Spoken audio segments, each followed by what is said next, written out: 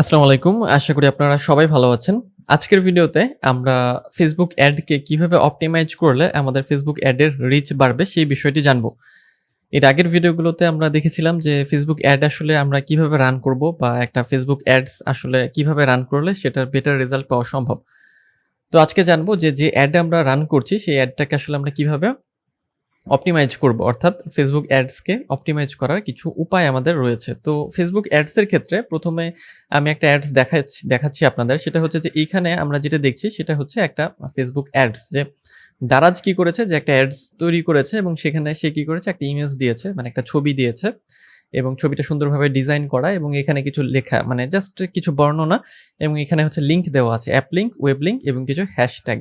তো এই যে এরকম একটা অ্যাড, এই অ্যাডটা আমাদের অপটিমাইজ করতে হবে। তো এখন আমরা জানবো যে আসলে কি বিষয় আমাদের অপটিমাইজ করতে হবে। তো চলুন আমরা দেখি কি আমাদের অপটিমাইজ করতে হবে। সেটা হচ্ছে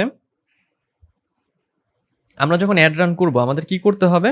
আমাদের অ্যাডের জন্য বিভিন্ন ধরনের অ্যাড ফরম্যাট টেস্ট করতে হবে। অর্থাৎ বিভিন্ন ধরনের অ্যাড ফরম্যাট বলতে যেটা বোঝায় যে অ্যাডের ক্ষেত্রে আমরা কি করি যে আমরা ইমেজ, ভিডিও অথবা ক্যারোসেল এগুলো দিয়ে কিন্তু অ্যাড তৈরি করি। অর্থাৎ আমরা ইমেজ অ্যাড তৈরি করব অথবা ছোট শর্ট ভিডিও অ্যাড তৈরি করব অথবা ক্যারোসেল তৈরি করব। অর্থাৎ ২টো ৩টে বা ৩টা বা ৪টা ৫টা ৬টা ছবি দিয়ে আমরা অ্যাড তৈরি করব। তাহলে কি হবে যে যখন একটা ইমেজের অ্যাড আপনি তৈরি করলেন, যদি দেখা যায় যে ওই ইমেজের অ্যাডের রেজাল্ট মানে আপনি বেটার পাচ্ছেন না, সেক্ষেত্রে আপনি কি করবেন যে ছোট্ট একটা ভিডিও তৈরি করবেন। এই অ্যাডের ভিডিওগুলো তৈরি করার জন্য ক্যানভা সবচেয়ে মানে ভালো এবং ফ্রি একটি টুল। এটা দিয়ে আপনি খুব সহজেই কিন্তু ছোট যে অ্যাডগুলো বা বড় অ্যাডও তৈরি করতে পারবেন। মানে ভিডিও অ্যাডগুলো তৈরি করতে পারবেন। এখান থেকে আপনি ইমেজগুলো তৈরি করতে পারবেন। মানে ক্যানভা দিয়ে আসলে সবই করা সম্ভব। তো এই যে অ্যাডের ফরম্যাট, অর্থাৎ আমরা ইমেজ অ্যাড দেবো নাকি ভিডিও অ্যাড দেবো নাকি ক্যারোসেল অ্যাড দেবো নাকি শুধু জাস্ট টেক্সট দেবো, এই জিনিসগুলো আমাদের কি করতে হবে? এই জিনিসগুলো আমাদের আইডেন্টিফাই করতে হবে এবং সেই জন্য তারপরে আইডেন্টিফাই করার পরে সেভাবে আমাদের অ্যাডগুলোকে তৈরি করতে হবে। ওকে? তাহলে কি হবে যে আমাদের অ্যাডের রিচ বেশি বাড়বে, আমাদের অ্যাডের হচ্ছে এনগেজমেন্ট বেশি বাড়বে এবং এটা হচ্ছে সেল বা লিড বেশি আসবে।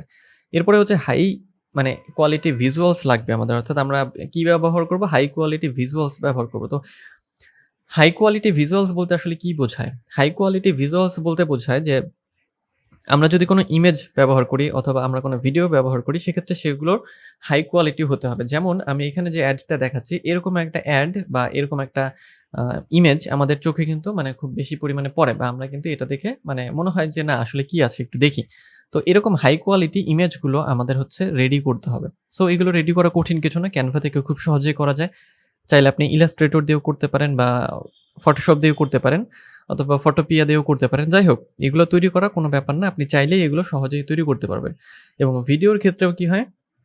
যে আপনি ক্যানভা থেকে ভিডিও তৈরি করতে পারেন অথবা ইনভিডিও অথবা vid.io মানে এআই যে ভিডিও টুল আছে সেখান থেকেও আপনি ভিডিও তৈরি করতে পারেন। তো মূল কথা হলো যে হাই কোয়ালিটির আমাদের ভিজুয়াল ব্যবহার করতে হবে যাতে কি হয় যে ওই ভিডিওগুলো মানুষকে বেশি পরিমাণে আকৃষ্ট করে। এরপরে আমরা কি করব? আমরা যেটা করব যে রাইট কম্পেলিং অ্যাড কপি। আচ্ছা, রাইট কম্পেলিং অ্যাড কপি বলতে আসলে কি বোঝানো হচ্ছে বা এটা আসলে কি? সেটা হচ্ছে যে আমরা যখন একটা অ্যাড কপি লিখবো অর্থাৎ অ্যাডের যে কথাগুলো আমরা লিখবো, যেমন আমরা এই যে এখানে কিছু কথা লেখা আছে, তাই না? তো এই যে কথাগুলো আছে, তো সেই কথাগুলো আসলে আমরা কিভাবে লিখবো?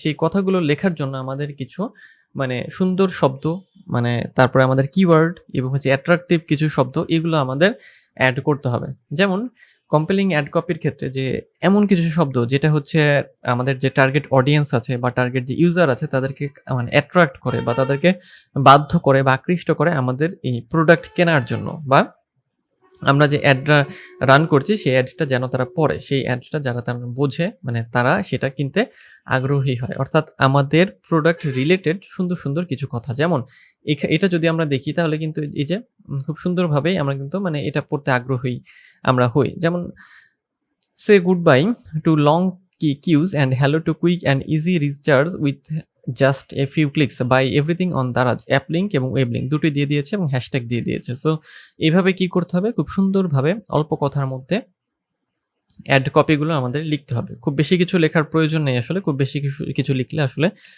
পিপল কি করে বা অডিয়েন্স কি করে অত লেখা আসলে পড়তে চায় না। তারা চায় যে খুব সংক্ষেপে বিস্তারিত বিষয়গুলো জানতে চায়। ওকে, নেক্সট হচ্ছে আমরা কি করব, ইউজ প্রিসাইজ টার্গেটিং। তো ইউজ প্রিসাইজ টার্গেটিং বলতে যেটা বোঝানো হচ্ছে যে আমরা যে টার্গেট করি, মানে কোনো অ্যাড রান করার জন্য আমরা যখন টার্গেটিং করব, তো সেই টার্গেটিং করার জন্য আমাদের প্রিসাইজড মানে হচ্ছে যে এটাকে ছোট একটা টার্গেটিং তৈরি করতে হবে বা প্ল্যান্ড একটা টার্গেটিং আমরা তৈরি করব।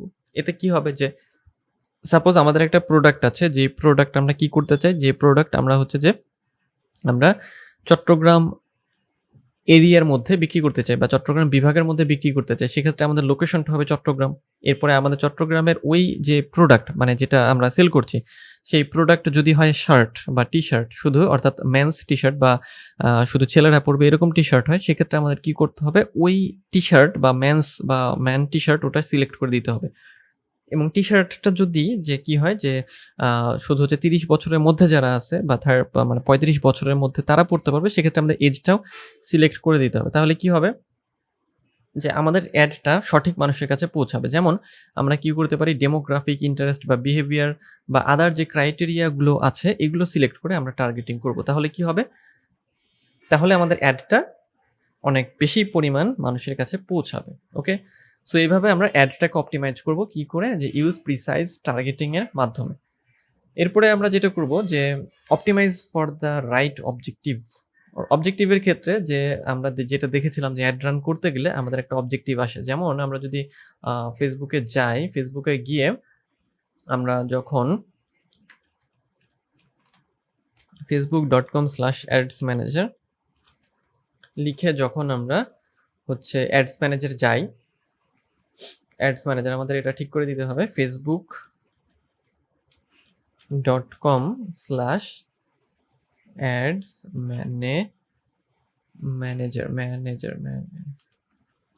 ওকে। সো এখানে দেখি অ্যাডস ম্যানেজারে আসার পরে আমরা যখন অ্যাড রান করি তখন কি আসে, যে আমাদের ক্যাম্পেইন অবজেক্টিভ আসে, তাই না? এই যে যখন আমরা ক্রিয়েটে ক্লিক করি, ক্রিয়েটে ক্লিক করার পরে এখানে যে ক্যাম্পেইন অবজেক্টিভ, যে 6টা অবজেক্টিভ আছে, awareness, traffic, engagement, lead, app promotion এবং সেলস। তো এই অবজেক্টিভগুলো কি করতে হবে, আমাদের অপটিমাইজ করতে হবে, অর্থাৎ সঠিক অবজেক্টিভটা দিতে হবে। অর্থাৎ আমাদের অবজেক্টিভটা আসলে কি, যে এটাকে ব্র্যান্ড অ্যাওয়ারনেস তৈরি করতে চাই, ট্রাফিক চাই, নাকি কনভার্সন চাই। তো এক একটা অ্যাডের আসলে এক এক রকম উদ্দেশ্য থাকে বা এক এক রকম অবজেক্টিভ থাকে। তো এইভাবে আপনার অ্যাডের যে উদ্দেশ্য বা আপনার অ্যাডের যে হচ্ছে যে অবজেক্টিভ, সেটাকে আপনার সিলেক্ট করে দিতে হবে। প্রথমত আপনাকে সেটা খুঁজে বের করতে হবে, অর্থাৎ ডিফাইন করতে হবে, অ্যান্ড দেন সেটাকে ইমপ্লিমেন্ট করতে হবে। ইমপ্লিমেন্ট করতে হবে কোথায়, ইমপ্লিমেন্ট করতে হবে এই অ্যাডস ম্যানেজারে। তাহলে কি হবে, যে এমন যদি হয় যে আপনি সেলস বাড়াতে চাচ্ছেন আপনার মানে প্রোডাক্টের, কিন্তু আপনি অবজেক্টিভ সেট করলেন হচ্ছে ট্রাফিক, সেক্ষেত্রে কিন্তু সেলস বাড়বে না। আবার এঙ্গেজমেন্ট চাচ্ছেন, আপনি হচ্ছে সিলেক্ট করলেন অ্যাপ প্রমোশন, সেক্ষেত্রে এটা কিন্তু কাজ করবে না। সো আপনাকে সঠিক যে ক্যাম্পেইন অবজেক্টিভ আছে সেটাকে সিলেক্ট করতে হবে, তাহলেই আপনি সঠিকভাবে আপনার অ্যাডের রেজাল্টটা পাবেন। নেক্সট হচ্ছে যে monitor and adjust your campaigns. অর্থাৎ আমরা কি করব, যে আমাদের ক্যাম্পেইনগুলোকে মনিটর করব এবং অ্যাডজাস্ট করব। তো এটা আমরা কিভাবে করব, আমরা ফেসবুকের যে অ্যানালিটিক্স আছে, সেই ফেসবুক অ্যানালিটিক্স টুলসের মাধ্যমে আমরা এটাকে ট্র্যাক করব। ওকে, সো এই আমরা কি মানে এই কি মেট্রিক্সের মধ্যে আমরা আসলে কি ট্র্যাক করব, ইমপ্রেশন, ক্লিক থ্রু রেট, হ্যাঁ, কনভার্সন, এগুলো আমরা হচ্ছে ট্র্যাক করব। এবং এই ট্র্যাক করার জন্য আমরা যেটা করব, আমি এটা কেটে দিচ্ছি, আমরা মেটা বিজনেস সুইটে আসার পরে এখানে খেয়াল করবেন যে ড্যাশবোর্ডে এই যে ইনসাইটস আছে, ইনসাইটসে ক্লিক করার পরে আমরা যে অপশনটা পাবো সেটা হচ্ছে যে এখানে আমরা কিন্তু ডিটেলস আমাদের দেখতে পারবো। ঠিক আছে, যে আমি এটা কেটে দিই, এই যে রেজাল্টস, তারপর audience feedback, benchmarking, overview, content, performance, অনেক কিছু এখানে আছে। ওকে, সো রেজাল্টে ক্লিক করলে এই যে আমরা অনেক কিছু পাবো, তারপর অডিয়েন্স আমাদের, হ্যাঁ, ওভারভিউ, পারফরম্যান্স, ঠিক আছে, অনেক কিছু এখান থেকে আমরা হচ্ছে এটাকে ট্র্যাক করব। ঠিক আছে, ওকে, সো এটা হচ্ছে আমাদের যে ক্যাম্পেইনের হচ্ছে আমাদের যে ক্যাম্পেইন মনিটরিং সেটা।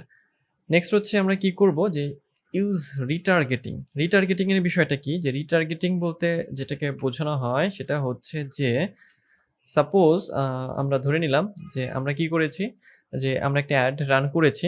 তো এই অ্যাড রান করার পরে আমাদের অ্যাডটা হচ্ছে কি হয়েছে, ধরে নিলাম অ্যাডটা কমপ্লিট হয়ে গেছে বা অ্যাডটা রান করা হয়ে গেছে। তারপরে কি হবে, ওই অ্যাডের বিপরীতে বা ওই অ্যাডের জন্য আরেকটা অ্যাড আমরা রান করব কিছুদিন পরে, এবং আমরা রিটার্গেট করব যারা কনভার্সন এসেছিল বা যারা আমার মানে অ্যাডে লাইক কমেন্ট শেয়ার করেছিল তাদেরকে আমি আবার রিটার্গেট করব, রিটার্গেট করে তাদের সামনেই আমি আবার অ্যাডগুলোকে রান করব। এটাকেই বলা হচ্ছে যে কি বলা হয় রিটার্গেটিং। এই রিটার্গেটিং করলে কি হয়, যে বিষয় হলো এরকম যে কেউ আমাদের ওয়েবসাইটে এসেছে বা আমাদের পেজে এসেছে, মানে কোনো প্রোডাক্ট হয়তো লাইক করেছে কিন্তু কেনেনি।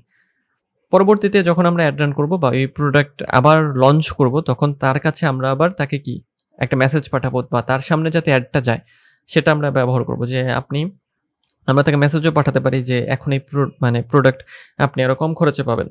তো এটাকে হচ্ছে রিটার্গেটিং বলা হয়। তো এভাবে আমরা যদি অ্যাডগুলোকে অপটিমাইজ করি তাহলে আমাদের অ্যাডের রেজাল্ট অনেক মানে বেশি পাওয়া সম্ভব বা অনেক বেশি পরিমাণ পাওয়া যাবে। তো যদি আপনার অ্যাড ভালো রান করে, আপনার অ্যাড অপটিমাইজড হয়, সেক্ষেত্রে কি হবে যে আপনার সেলটা অনেক বেশি পরিমাণে আসবে। অর্থাৎ আপনার ইনকাম বেশি জেনারেট হবে, আপনার প্রোডাক্ট বেশি সেল হবে। তো এইভাবে আপনারা কি করবেন, এই অল্প মানে ছোট, ছোট কিছু ধাপের মাধ্যমে আপনাদের যে Facebook অ্যাডস আছে সেটিকে অপটিমাইজ করে নেবেন। তো এই ছিল আজকের ভিডিও। দেখা হবে পরের ভিডিওতে। সেই পর্যন্ত ভালো থাকবেন, সুস্থ থাকবেন।